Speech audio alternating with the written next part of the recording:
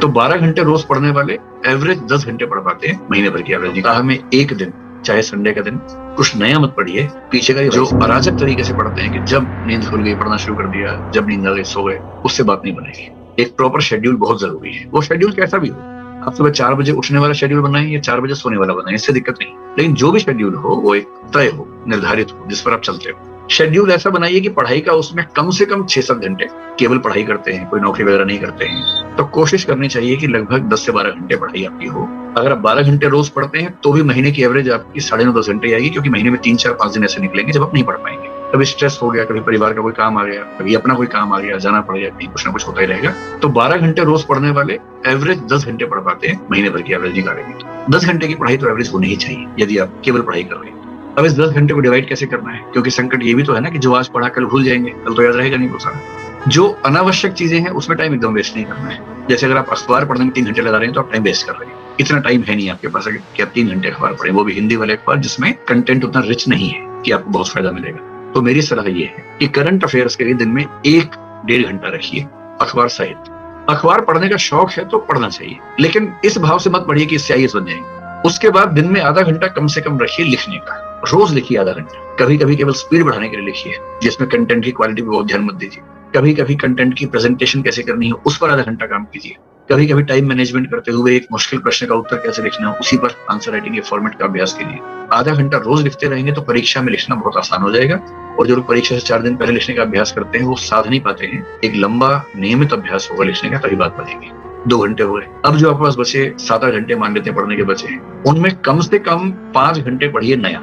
कम से कम 1 से 2 घंटे रिवीजन के रखिए मिनिमम। और हो सके तो सप्ताह में एक दिन, चाहे संडे का दिन, कुछ नया मत पढ़िए, पीछे का रिवाइज कीजिए। और इसके अलावा हो सके तो महीने के आखिरी 2 दिन, संडे हो या कोई भी दिन, उन 2 दिन के लिए कोई नया टारगेट मत रखिए, केवल रिवीजन रखिए। मनोविज्ञान का बहुत सामान्य नियम है कि यदि आपने किसी कंटेंट को 3 बार ठीक से रिवाइज कर लिया तो वो आपकी मेमोरी में स्थायी हो जाएगा। जैसे आपने 3 तारीख को कुछ पढ़ा तो 3 तारीख को जो पढ़ा है उसकी एक रिवीजन 3 या 4 तारीख को ही हो जानी चाहिए। उसकी अगली रिवीजन उस सप्ताह के अंत में हो जानी चाहिए, संडे के दिन कर लीजिए तो वो आपकी एक वीकली रिवीजन हो गई। उसकी तीसरी रिवीजन महीने के आखिरी दिन में हो जानी चाहिए। जहां आपने किसी कंटेंट को उस दिन, उस सप्ताह के अंत में और महीने के अंत में 3 बार रिवाइज कर लिया ठीक से, तो फिर वो आपकी स्मृति में लगभग स्थायी हो जाता है। इतना स्थायी है कि एग्जाम से पहले उसको जैसे देखेंगे आपको याद आता है। उतना ही चाहिए परीक्षा के। तो टाइम मैनेजमेंट का एक मोटा मोटा खाका मैंने आपको बता दिया। एक तो शेड्यूल बनाइए एनुअल, मंथली, डेली, कि पूरे साल का टारगेट ये है।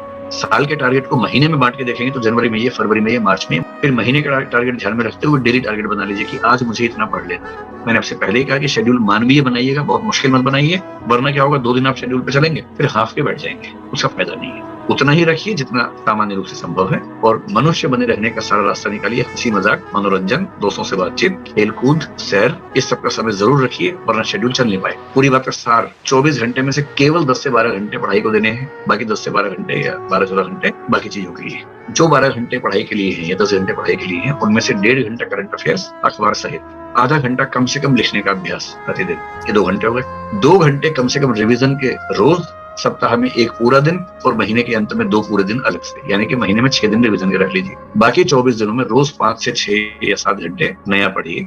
ये शेड्यूल मेरे ख्याल से आपको सबसे ज्यादा हेल्प करेगा। जो 5 से 7 घंटे पढ़ना है वो आप एक चीज भी पढ़ सकते हैं, बांट भी सकते हैं। अगर आपकी नेचर ऐसी है कि अगर मैं संविधान पढ़ रहा हूँ तो संविधान ही पढ़ूंगा जब तक खत्म नहीं हो जाएगा, वो भी ठीक। अगर आपकी नेचर ऐसी है कि नहीं 3 घंटे संविधान पढ़ेंगे, 3 घंटे इतिहास पढ़ेंगे, तो वो भी ठीक है। ये डिपेंड करता है कि आपकी नेचर कैसी है। अपनी नेचर के हिसाब से शेड्यूलिंग कीजिए, किसी और की नेचर के हिसाब से शेड्यूल चल नहीं पाएगा आपका।